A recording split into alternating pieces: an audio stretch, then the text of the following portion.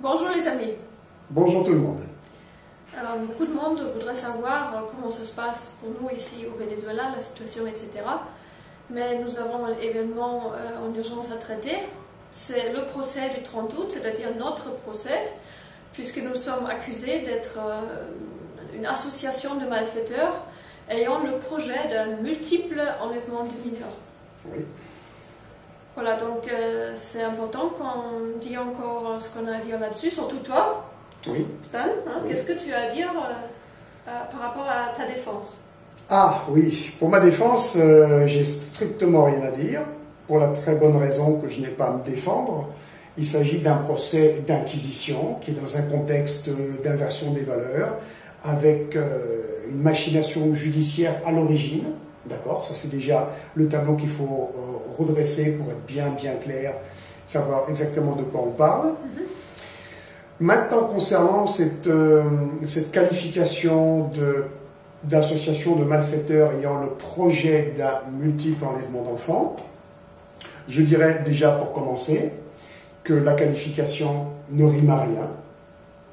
Et je vais parler un peu du projet que moi j'avais, que j'ai toujours d'ailleurs. Alors, Attention, hein, oui, ça va être intéressant. Ça va être une déclaration peut-être un peu choc pour certains. Ce que j'ai à déclarer, c'est que, alors, nous avions le projet de faire une démonstration, de la démonstration, d'ailleurs comme l'on dit, les ignobles en robe noire sur tes procédures, de la réalité des réseaux de violeurs d'enfants organisés et de connotation satanique. De démontrer la réalité des la réseaux réalité. pédosatanistes. Voilà. C'est ce que eux ils ont écrit eux-mêmes. Alors ça, c'est effectivement mon projet, de façon générale. Maintenant, il faut savoir que pour y arriver, j'ai plusieurs moyens. J'ai l'enquête, ce que nous avons fait, des enquêtes, c'est-à-dire recueillir de nouveaux témoignages, de nouveau après donc le rapport de l'ONU, parce que le but est aussi de démontrer que ce qui a été dénoncé par le rapport de l'ONU concernant la France et l'existence donc de ces réseaux qui ont une influence directe sur la justice, est toujours d'actualité, persiste et s'aggrave. Et donc ces multiples nouveaux cas que nous avons recueillis, que nous avons étudiés, pour lesquels nous avons fait des interviews, et le premier moyen pour arriver à faire cette démonstration, évidemment. Le deuxième moyen pour moi, maintenant, c'est de faire une vérification, plusieurs vérifications du fait que les enfants se font bel et bien violer, après décision judiciaire qui les replace entre les griffes de leurs bourreaux. On est d'accord? Le troisième moyen d'y arriver, pour moi, c'est de faire, une fois que je sais qu'un enfant se fait violer à un endroit, une intervention. Alors effectivement, j'ai toujours été, et je suis toujours dans l'état d'esprit de mener toute intervention possible dans le cadre très précis où un enfant se ferait violer. Et ça s'appelle, du point de vue de la loi, une intervention non pas en flagrant délit, mais en crime flagrant. Alors, donc c'est prévu par la loi, c'est ce que tu es en train de dire. Totalement. Il y a deux articles de référence. Il y a l'article 78 du Code de procédure pénale. Je pense qu'il faut toujours que je revienne sur les mêmes bases juridiques, puisque ça fait des années que j'ai toujours les mêmes procès d'intention.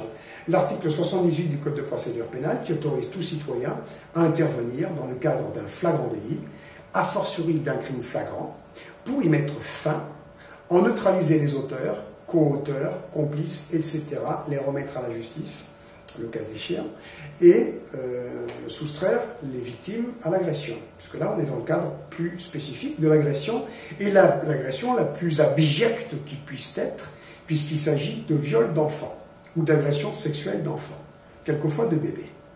Alors, le deuxième article de loi, et une suite d'articles, 328 à 329 du Code pénal, qui prévoit donc la légitime défense de soi-même et d'autrui.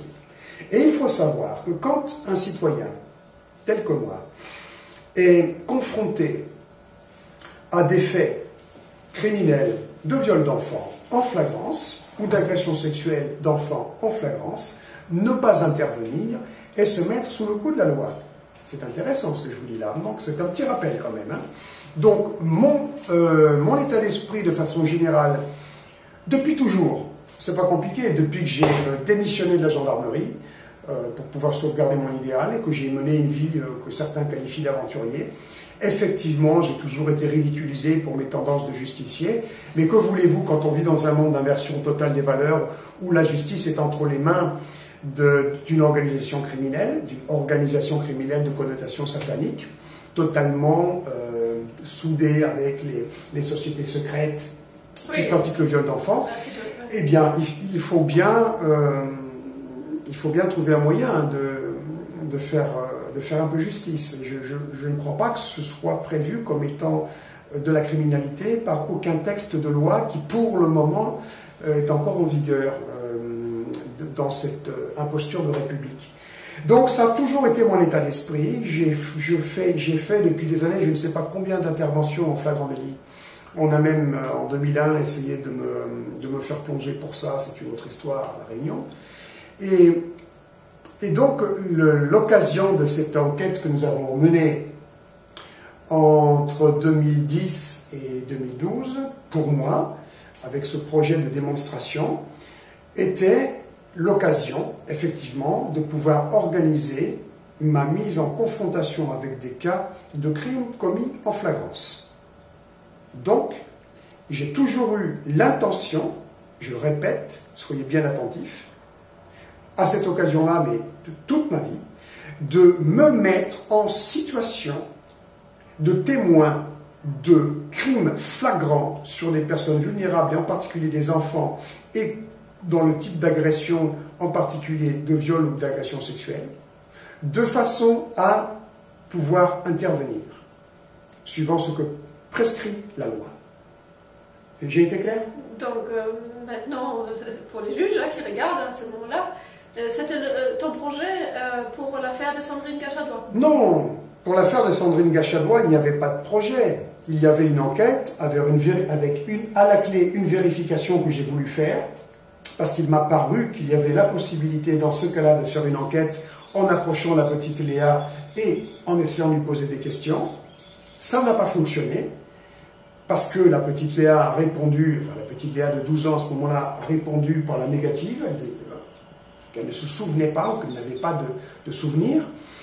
Et donc, de ce fait, je n'avais plus d'accroche, puisque mon plan, c'était pas vraiment un projet, mon plan était d'essayer de voir si cet enfant, cette adolescente disait « oui, je me fais violer » ou « mon petit frère se fait violer ». Et à ce moment-là, j'aurais dit « bon, écoute, ce qu'on va essayer de faire, c'est que tu vas me permettre à moi d'entrer dans la maison un soir où ça se produit. Et je vais vous sortir de là ». C'était ça, quelque part, mon plan. Mais à partir du moment où l'enfant me répondait, tu as répondu à toi d'ailleurs, non, je n'ai pas souvenir de quoi que ce soit. Pour moi, eh ben, c'est pas que l'affaire était close, c'est qu'il n'y avait plus grand-chose à faire. À ce niveau-là, il n'y avait pas de vérification possible, dans le sens où j'escomptais pouvoir faire une vérification. Et donc, la troisième phase qui aurait été de me confronter à un crime en flagrance n'était donc plus possible non plus. Et à partir de ce moment-là, nous avons refermé le dossier Sandrine Gachadois. Parmi tous les dossiers que j'avais sous le coude, c'était d'ailleurs celui parmi les autres pour lequel il n'y avait plus de possibilité de penser à faire une intervention en crime flagrant. Maintenant, le seul vrai projet construit, puisque les ignobles en robe noire jouent sur les mots et avec les textes de loi, ils nous parlent de projet. Ben non, j'ai une intention forte.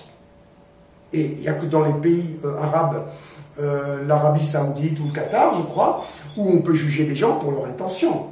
Donc mon intention est toujours de me confronter au crime, de façon à pouvoir intervenir en crime flagrant, en flagrant délit, et neutraliser l'auteur et les auteurs et sortir les victimes de là. D'accord? Et c'est de l'intention, ce n'est pas du projet, puisque pour qu'il y ait un projet, il faut quelque chose de construit. Voilà. Donc dans le cas de Sandrine Gachadois, eh ben, absolument pas. C'est extrêmement clair. Mais ils ont déjà commencé à faire une connexion avec le fameux cahier de brouillon. Comme quoi, comme si ça avait été préparé. Oui. Ce qui est complètement faux. Alors mais on peut faire tous les montages entre les listes de courses, des pensées. Alors, si tu permets, je vais en parler. On va faire une très courte pause. On va revenir pour en parler. Donc voilà, les juges vont dire, voilà, le cahier de brouillon, ça prouve justement que c'est écrit noir sur blanc, que nous, ou toi, ou je sais pas, on a écrit des notes qui prouvent qu'on a voulu faire une intervention dans l'affaire de Sandrine Gachadois. Mais bon. J'aimerais juste, avant de parler du cahier de brouillon, que les choses soient bien claires et revenir avec une question centrale, fondamentale, qui doit être posée. Après, on en vient au cahier de brouillon. La question est-ce qu'une personne qui a l'intention, ou même le projet, s'il y avait un projet construit, d'intervenir en crime flagrant pour soustraire des victimes mineures, qui de plus est, au crime sexuel, qui de plus est quelque chose à notion criminelle? Voilà, c'est ça la question. Est-ce qu'il y a une notion de malveillance, a fortiori même criminelle, puisqu'on est accusé d'une association malfaiteur, il y a un projet criminel? Est-ce que c'est criminel? Est-ce que vous estimez qu'avec ça, la qualification d'association de malfaiteurs ayant un projet de multiples enlèvements d'enfants est ce qui convient à mon état d'esprit et à ce que j'avais l'intention de faire et que j'ai toujours l'intention de faire, je le répète encore une fois, à toute occasion, me confronter à des crimes commis en flagrant pour pouvoir intervenir. Nous vivons malheureusement dans une société d'inversion des valeurs. Bien sûr. Donc on est confronté à cette organisation criminelle représentée par les juges, par l'institution judiciaire, qui peuvent se permettre de nous accuser de criminels, oui, pendant que c'est eux. Parce que c'est eux qui font partie de ces réseaux pédophiles. Oui. Et qui accusent les gens qui travaillent contre exactement de ça. Avec tous les procès d'intention qui vont bien, c'est-à-dire de dire que moi je ne suis plus gendarme d'ailleurs depuis bien longtemps, donc un citoyen lambda n'a pas à s'occuper des affaires de justice, mais pourquoi donc, s'il vous plaît? Je répète encore une fois les articles de loi. Article 78 du Code de procédure pénale, c'est marqué dans la loi, mes amis, s'il vous plaît, tout citoyen a autorité pour intervenir dans le cas d'un crime flagrant, d'un flagrant délit, pour y mettre fin, en neutraliser les auteurs et les remettre à la justice.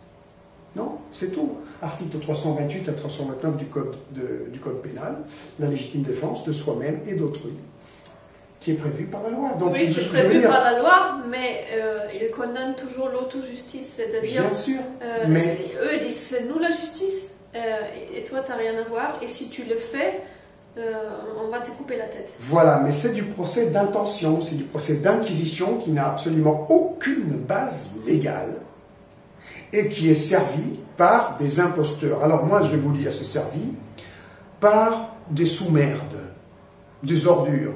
Tu me permets? Et vous allez avoir tendance à dire, oh là là, qu'est-ce qu'il a dit, mon Dieu? Mais nous n'avons pas affaire à des magistrats.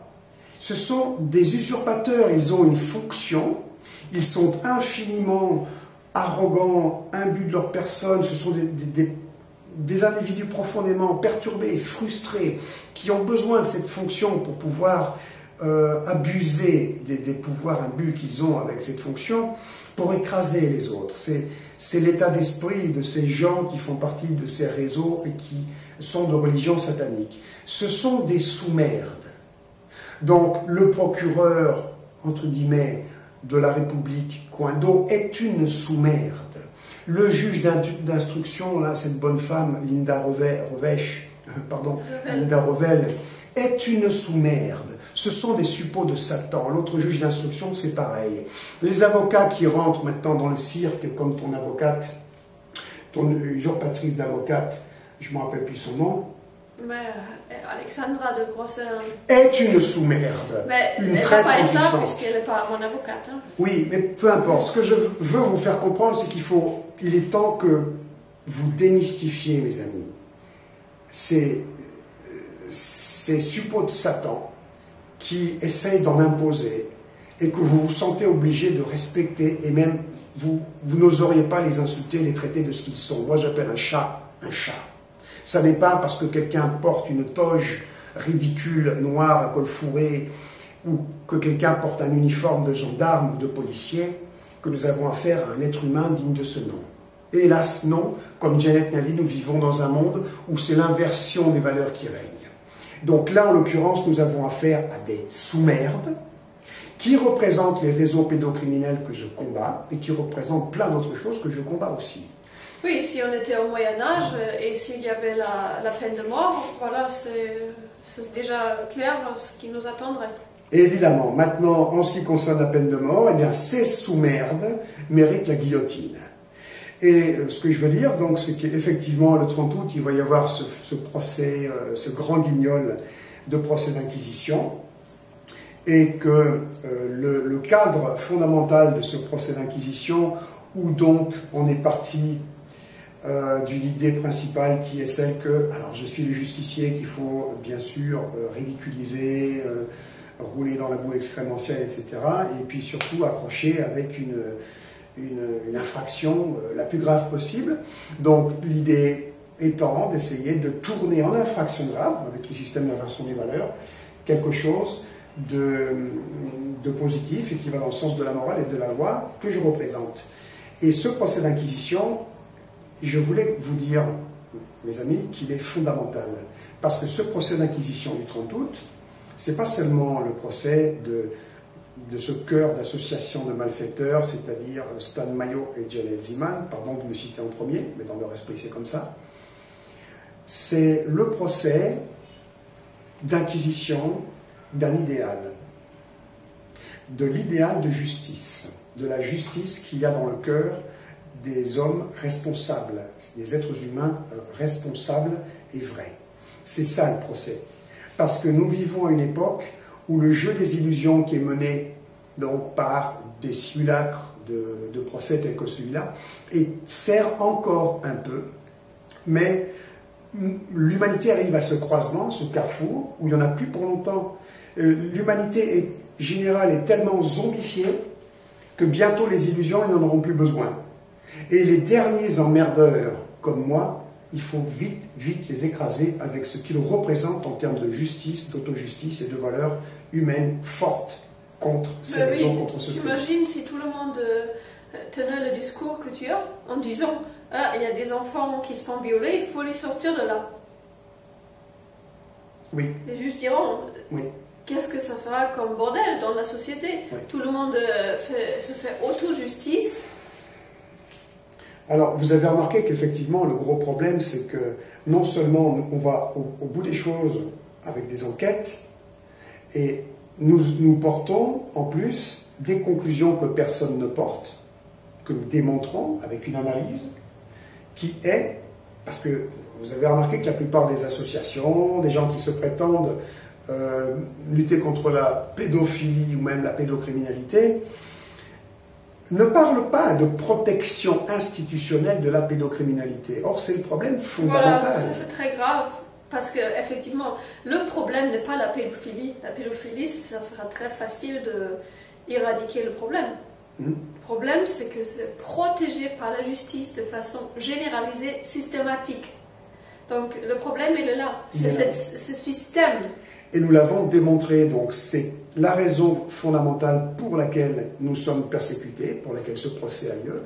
La troisième raison fondamentale, c'est qu'au-delà de cette démonstration, de cette conclusion d'analyse que nous sommes les seuls à apporter, avec des consignes à tenir pour les parents protecteurs et les potentiels parents protecteurs, qui est surtout de ne pas aller en justice, qui est une imposture, dans le cas où ils comprennent que leur enfant est victime de ce genre d'abomination, mais au contraire de prendre la tangente et de partir en clandestinité pour protéger l'enfant, non seulement des réseaux, mais surtout de l'imposture judiciaire. Nous sommes les seuls à le répéter encore et toujours. Et c'est d'ailleurs ce qui nous isole totalement. Maintenant, l'autre particularité, qui effectivement leur casse les pieds depuis toujours, à tous ces réseaux, c'est que moi je veux montrer l'exemple, et je l'ai fait à plusieurs reprises, l'exemple de l'action citoyenne dans un cadre parfaitement légal que j'explique à nouveau. Seulement ça te différencie de tout le monde. Ben oui. Enfin, même les associations de protection de l'enfance, même les personnes bien intentionnés qui disent oui, j'ai un enfant, je voudrais le sortir de là. Quand toi tu proposes, oui, je suis prêt à le faire. Quand toi tu dis, je suis prêt à aller très loin pour votre enfant, ils ne suivent pas. Non. Dans la majorité des cas. Donc c'est un peu, comme je te dis toujours, tu es un peu comme un extraterrestre. Malheureusement, c'est comme ça, parce que c'est logique, c'est moral, c'est la loi en plus. Oui. Et effectivement, imaginez-vous, vous savez que là, il y a quelqu'un qui va violer un enfant. Vous le savez. Qui dira, oh, on y va, on va sortir l'enfant de là? Qui le dira? Qui partagera cet avis avec toi? Oui. Personne. Personne. Effectivement, c'est le problème que j'ai depuis toujours. Et ça m'isole énormément. Et ils disent c'est extrême. Une telle opinion, Prise de position. prise de position et vouloir passer à l'action, c'est extrême. Mais quoi faire s'il n'y a pas de justice? Donc ces personnes en plus, ils s'interdisent de dire il n'y a pas de justice.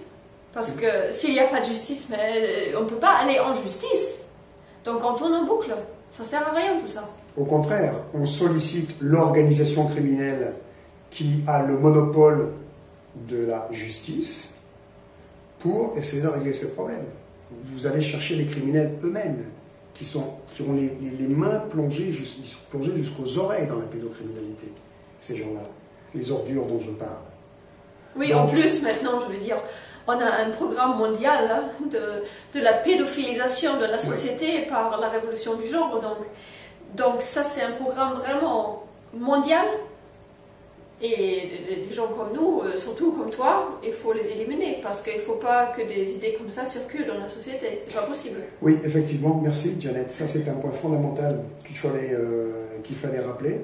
C'est que cette protection institutionnelle de la pédocriminalité que nous avons donc totalement isolée comme problématique vraie s'inscrit dans un contexte global, réel, hélas, qui est le plan de pédophilisation non pas de la société, mais de l'humanité entière, qui passe par la révolution du genre et toutes les nouvelles lois qui vont bientôt sortir, comme par exemple celle qui traite à la... comment on dit ça? Des droits sexuels. Oui, vous savez, les droits de l'homme, hein, on rigole bien.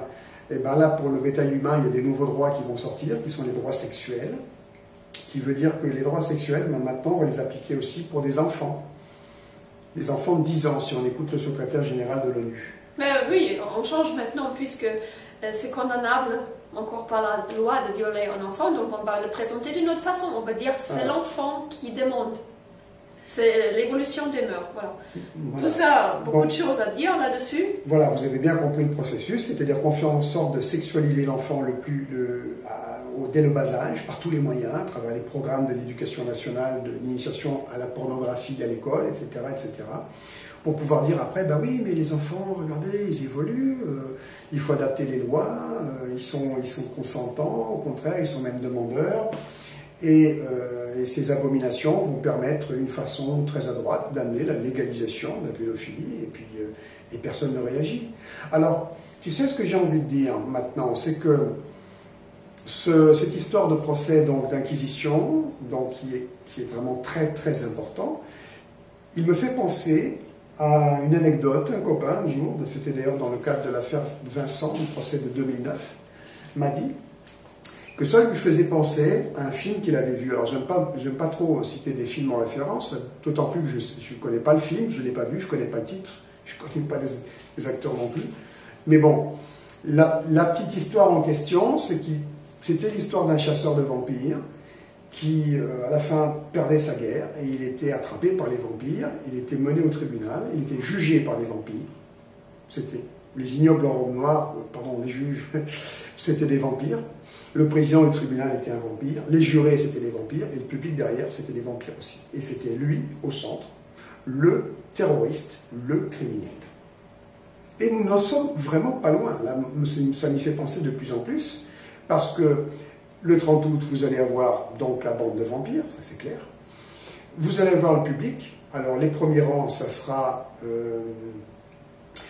tous les faux témoins, tous les Chauvet et compagnie certainement. Et vous allez avoir aussi, alors venez couverts, hein, avec des cirés, vous savez, vous allez avoir un défilé de bombes à merde. Hein, et pardon d'être vulgaire. Je parle des gens qui vont venir essayer de me salir, de dire que oui, Stan Mayo m'a proposé de kidnapper mes enfants. Non, non, je n'ai proposé à personne de kidnapper qui que ce soit. J'ai bien souvent, effectivement, dit, vous savez, si vous voulez, j'essaie de sortir vos enfants de là, il y a un cadre légal qui me permet, en tant que citoyen, de tenter quelque chose et de le faire. Je vous ai déjà tout expliqué tout à l'heure, c'est très clair. Donc, ça va être un défilé de bombes à merde, attendez-vous à tout. Et donc, c'est intéressant de voir que nous arrivons au stade où, effectivement, les vampires sont en train de contrôler totalement le monde. Et le public, pour ceux qui ne sont pas officiellement vampires, et majoritairement, c'est de la zombification. Hein. Les amis, il faut se réveiller. Parce qu'il faut prendre position. Il faut prendre position contre ce que nous combattons fondamentalement. Parce que l'humanité ne va pas s'en sortir. Oui, mais tu es encore comme un extraterrestre, c'est parce que tu vas dire à quelqu'un, voilà, je montre un exemple, faites pareil, hein, c'est ça que tu es en train de dire. Mais je te dis... Bon, je sais comment les gens, qu'est-ce qu'ils pensent. Parce que qui est prêt à sacrifier ce que toi tu as sacrifié? Et moi finalement aussi. Qui va faire ça? Qui va dire je vais partir en clandestinité parce que de toute façon dans le système, dans la justice, il n'y a pas de solution. Si je fais une action qui est bien, je sors un enfant d'une situation où l'enfant est violé, mais c'est le mur, je vais contre le mur, c'est ce que tout le monde dit, c'est ce que tout le monde nous a dit, vous allez droit contre le mur, il n'y a pas de solution, combien de temps vous allez survivre, allez-vous survivre? Oui, et aller droit contre le mur, c'est quelque part c'est un peu vrai, mais aussi c'est parce que nous sommes tous formatés au raisonnement cartésien. Le raisonnement cartésien, il est induit par l'imposture sociétale, il est vraiment là pour nous formater et nous déshumaniser. Alors oui, ça peut paraître, vous savez, c'est fou d'intervenir en suivant le code de procédure pénale, le code pénal d'ailleurs, pour sortir un enfant des griffes d'un réseau qui le viole et qui le torture. Mais c'est ce que, humainement, on doit faire. Il n'y a pas d'autre alternative. Et humainement, on est au courant qu'un enfant subit ça. On doit tout risquer pour sortir de là. C'est tout. C'est tout. Mais nous, il faut que je vous réveille, excusez-moi, nous vivons dans un tel degré d'inversion des voleurs où on préfère dire, ah ben non, c'est pas raisonnable. C'est totalement même déraisonnable. Tu vas droit dans le mur. Mais oui, ben je veux aller droit dans le mur. Excusez-moi. Je veux aller droit dans le mur. Et je suis prêt à tout perdre, y compris la vie, ça ne me pose pas de problème, parce que c'est mon devoir d'être humain. Est-ce que je suis le dernier être humain sur cette planète? Mais j'espère que non, bon sang. Donc j'aimerais voir des êtres humains venir à ce procès d'inquisition du 30 août, et j'espère que cet appel va être reçu, parce que vous savez, mes amis, un procès pareil, ça ne devrait pas être possible. Ce procès d'inquisition clé, on vous a expliqué pourquoi il est clé, ce que je représente en termes d'idéal, excusez-moi de dire je, eh bien, il y en a des milliers, si ce n'est pas des dizaines de milliers, dans toute la France par an, peut-être même beaucoup plus, en fait, je n'ai pas vraiment d'idée de chiffres, contre des mères protectrices, des parents protecteurs, qui écrasent, qui brisent des parents protecteurs, qui écrasent pour toujours des enfants, avec des décisions de justice, entre guillemets, au pénal et au civil, pour les remettre directement entre les griffes des criminels, pédophiles, des réseaux, des vampires. Et ça se passe dans le plus grand calme. Et ça se passe dans le plus grand calme. Donc, les mères disparaissent en asile psychiatrique, en prison.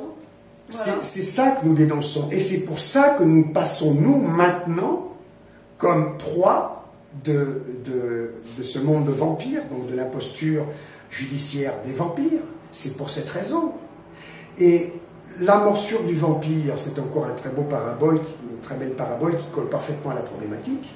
C'est quoi, en l'occurrence? Le viol de l'enfant, toujours impuni, toutes les années de l'enfance, si on peut parler d'une enfance, qui amène à l'âge adulte après le sujet à devenir à son tour un vampire, qui va à son tour, et d'ailleurs ça se passe bien avant l'âge adulte, ça se passe dès l'adolescence, s'en prendre à d'autres enfants. Et combien un vampire fait-il de nouvelles victimes tout le reste de sa vie? Donc nous sommes effectivement dans un monde de vampires où la reproduction est exponentielle. Les lois sont en train de s'établir par les vampires de toute catégorie sociétale, dans nos élites, de façon à faire en sorte que maintenant il n'y ait plus aucun frein. Nous en sommes là.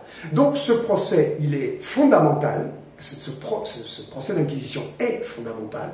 Et je tiens à vous rappeler qu'il rentre dans le cadre de ces milliers de procès qu'il y a partout dans la France, dans le silence le plus absolu, où des parents protecteurs sont brisés, écrasés, détruits, et des enfants sont remis pour toujours dans le monde des vampires pour devenir des vampires. Et ça, mes amis, ça ne devrait pas être possible. Un procès comme celui-là ne devrait pas pouvoir se passer dans le calme, dans la paix de Satan. C'est ça, dans le monde satanique. Bienvenue. Oui, et en fait, c'est ce qui te différencie fondamentalement de tout le monde. Même les gens qui prétendent vouloir faire quelque chose contre la pédocriminalité, c'est que toi, tu n'en parles pas uniquement. Tu as aussi le courage de passer à l'action. Et là, il n'y a plus personne. Parce qu'à la limite, les gens, ils vont dire, t'as raison. Je ne parle pas de ceux qui sont égoïstes, qui vont dire, oh, je regarde surtout ailleurs, parce que sinon, je risque d'avoir des problèmes moi-même. Ça, c'est la grande majorité. D'autres qui vont dire, une petite minorité, oui, je comprends encore ce que tu dis. Ouais. Hein, c'est un peu comme je comprends ce que tu dis, t'as raison. Mais qui va avoir le courage de faire quelque chose et risquer sa vie sociale, et etc. Enfin, ça n'a pas de fin. On ne sait pas, c'est le mur. Hein. Oui, on ne sait pas si après ça continue, on verra. Le problème, c'est que le système est fait d'une certaine façon que c'est pas possible. Hein, c'est ça. Oui. Là, c'est pas possible. En théorie, ou même en pratique, ça n'est pas possible. Donc, soit on passe le mur dans la clandestinité, ou on ne peut pas rester dedans, ça c'est sûr. C'est pas humain, c'est pas viable, ça vaut pas le coup vivre là-dedans, que soit on va contre le mur, et soit on trouve un chemin derrière, ou c'est pas la peine. Voilà. Pendant que tout le monde dit, non, je suis dans le système, il faut que... c'est quand même pas trop mal, j'ai mes petits avantages, et tout le monde a quelque chose à perdre, même beaucoup. Bien sûr. Donc chacun pense à soi, et l'égoïsme se développe, et le problème, c'est le problème des autres seulement. Ça avance, et dans la société de demain, dans le monde de demain, il n'y aura que des vampires, et les enfants seront tous violés, parce que c'est les droits sexuels de l'enfant. C'est l'éducation sexuelle. Ce sera la norme. Alors oui, je ne sais pas si tu as raison de parler autant de courage. Mais moi, comme je vois la chose, c'est plus une question de conscience. Moi, ça me fait rigoler, parce qu'on vous parle de réveil des consciences, que l'humanité vit un grand réveil des consciences. Combien de fois est-ce que j'ai déjà expliqué que c'est le contraire? Ce n'est pas parce que les gens ont un flot d'informations qu'ils sont d'ailleurs incapables de gérer, qui les amène à comprendre le contexte dans lequel ils sont piégés. C'est pas ça qui fait le réveil de conscience. Ce qui fait le réveil de conscience, c'est si, en ayant l'information, on produit l'action qui convient. Et quand je parle d'action... parce qu'on ne peut pas faire comme si on ne savait rien. On ne peut pas agir, donc rien faire, comme si on n'avait pas l'information. Donc il n'y a aucune conscience qui se réveille. Parce qu'on a juste l'information, mais on fait comme si on ne savait rien. Ou on se limite, on s'auto-censure, on dit non, ça c'est pas possible, je fais ma petite part qui est ça. Et ça revient au même, c'est-à-dire qu'en fin de compte, je me suis fait souvent traiter de fou, d'extrémiste, de radical, de tout ce qu'on veut. Mais bon sang, qu'est-ce qu'il y a de plus extrême qu'un gosse qui se fait violer, torturer, ou un bébé? Non. Et que moi je veuille simplement faire des actions qui rentrent dans le cadre de la loi, certes très culottées, parce que c'est à contre-courant du monde de vampires dans lequel on fait, C'est moi qui suis extrême pour cette raison. Oui. Non, mais t'imagines un bébé violer un bébé. Je veux dire, les enfants, ils ne peuvent pas se défendre, ils sont complètement soumis à la bienveillance ou la malveillance autrui. Oui. Je veux dire, cette personne dans ce corps qui doit tout subir, c'est une horreur. Et ça nous formate pour toute la vie, on devient vampire, voilà. Voilà. Et là où je veux, vous allez encore dire que je vais très loin, mais c'est une réflexion que je me permets de relancer à mes amis, c'est-à-dire aux gens qui nous comprennent, qui nous soutiennent, qui sont avec nous, mais peut-être pas encore assez. C'est posez-vous bien la question de savoir à quel moment est-ce qu'on passe du monde honnête à celui de vampire. Parce que refuser d'intervenir, refuser de rentrer dans cette guerre radicale contre les vampires, contre toutes les abominations qu'ils font et qui plongent l'humanité dans le gouffre, ça se fait simplement aussi par le fait de ne rien décider. On a l'impression qu'on ne décide pas, qu'on ne choisit rien, qu'on est neutre. Mais non, la non-action nous rend complices aussi. C'est ça qu'il faut que je veux une fois dire et faire comprendre. Et cette complicité, cette pseudo-neutralité qui est une illusion, à partir de quel moment pensez-vous qu'elle vous fait rentrer dans le monde de vampires? Là, ça va doucement, hein. Ça glisse, on ne le voit pas et on se trouve dedans. C'est insidieux. Donc moi je ne suis pas là pour juger qui que ce soit. Une fois de plus, je relance cette idée-là. Je pense qu'il est temps de le faire. On est tous pleins de peur, hein. On est tellement... Même si on comprend la nécessité théorique qu'il faudra faire quelque chose, il faut combattre ses peurs, il faut combattre ses peurs, il faut combattre son égoïsme, il faut combattre ses mauvaises énergies, il faut combattre les implants sociétaux que nous avons, ce formatage qui nous fait dire que par exemple en faisant quelque chose de droit, de juste, voire d'héroïque, hein, vous savez c'est interdit aujourd'hui, c'est limité à la télévision, au monde de la fiction, où d'ailleurs on peut vivre par substitution, une vie par substitution je peux dire, et c'est interdit aujourd'hui, mais oui, on en est réduit là. Et puis il y avait ça c'est pour les croyants, les chrétiens, un abbé, il faudra que je vous retrouve le nom de cet abbé, qui écrivait des livres, et qui disait que tout chrétien qui n'est pas héroïque est un porc. C'est pas moi, c'est cet abbé-là en question, hein, c'est un croyant fervent. Et malheureusement, là, nous vivons dans un carrefour, où si on n'est pas héroïque, on devient un vampire. Donc pour moi, ce n'est pas de l'héroïsme, c'est la norme, c'est ce que nous devrions tous faire. Aller droit dans le mur, ben oui, il n'y a plus que ça. Aller droit dans le mur, mais il faut y aller. Si on ne va pas droit dans le mur, on vend son âme au diable, on devient un vampire, on laisse les vampires contaminer le monde et le formater tel qu'ils le veulent. Est-ce que c'est ça que vous voulez? Oui, la difficulté est qu'on se rend compte, ou chacun se rend compte à ce moment-là, qu'on est tout seul. On est tout seul. Oui. On voudra bien se joindre à un groupe, à une force. Ah là, on ira tous, oui, on est d'accord. Mais non, tout le monde, quand ça vient, quand des problèmes vont venir, chacun dans son coin, tout seul, à assumer. J'aimerais parler un peu de ça, parce qu'effectivement, moi, en particulier, je me sens effectivement très seul. Et je crois malheureusement que je suis assez. Vous avez remarqué qu'il y a beaucoup d'associations, il y a beaucoup de mouvements, des plateformes internet, qui sont même des très grosses bases de données bien fournies, comme dans des Vamos, qui sont contre moi et qui m'insultent à la première occasion. Pourquoi? Parce que depuis toujours, et à toutes les personnes que j'ai rencontrées d'ailleurs dans les cadres d'associations ou de ces plateformes, en ce qui concerne Dans des Vamos, là, le site Dans des Vamos, je vais en dire un peu plus, hein, je pense que je peux me le permettre. Je crois que la pseudo-journaliste qui est derrière s'appelle Kerry, je l'ai rencontrée en 2010, il me semble, lors d'une espèce de réunion complètement fumeuse.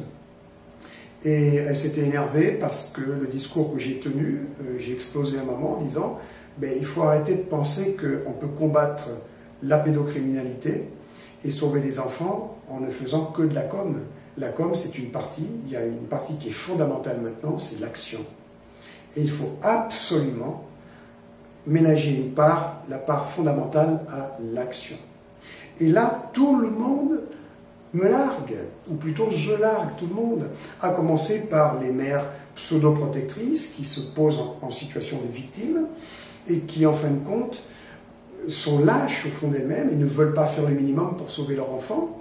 Et quand je viens vers elles en disant « mais moi je veux bien y aller, je veux bien aller en première ligne, je veux bien tout risquer pour sauver vos enfants, les sortir de là, dans le cadre de la loi, puisque la loi m'invite même à agir, mais sachez que ça va être très chaud et qu'il faudra prendre la tangente et prendre le maquis ».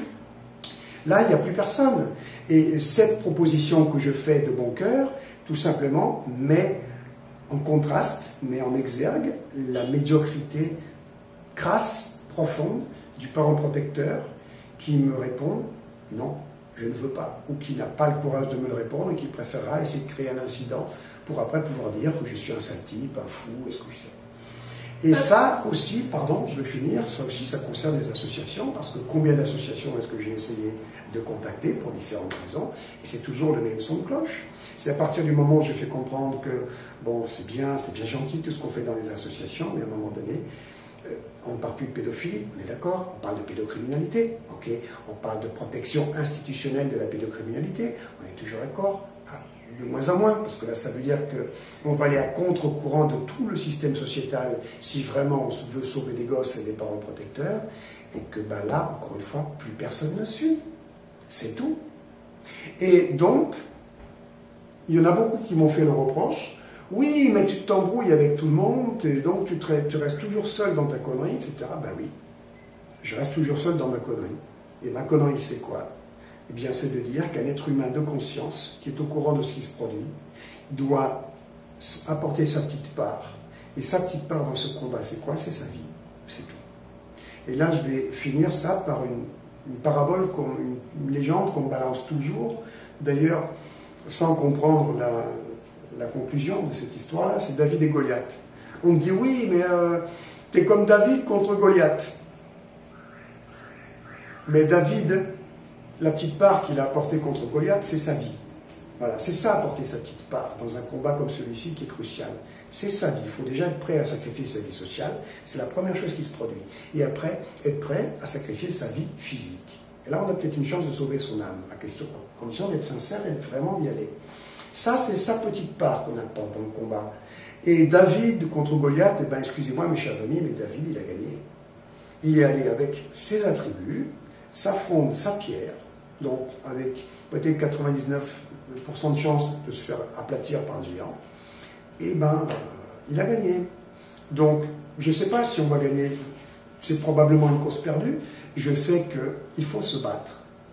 Il y a encore quelqu'un qui m'a fait un commentaire sur Internet il n'y a pas longtemps, de toute façon c'est trop épouvantable, seul Satan peut être, Dieu peut terrasser Satan. Il ne s'agit pas de terrasser Satan ou Lucifer, il s'agit de le terrasser en nous. Et pour le terrasser en nous, il faut se battre, risquer sa vie jusqu'au bout et se battre. Voilà. Oui, parce qu'il y a deux sons de cloche, une qui dit ça, l'autre qui dit ça. La raison dit ça, le cœur dit ça. Et qui a toujours raison, ce qui prime normalement chez les gens, c'est la raison, c'est la logique, c'est pas le cœur. On peut voilà.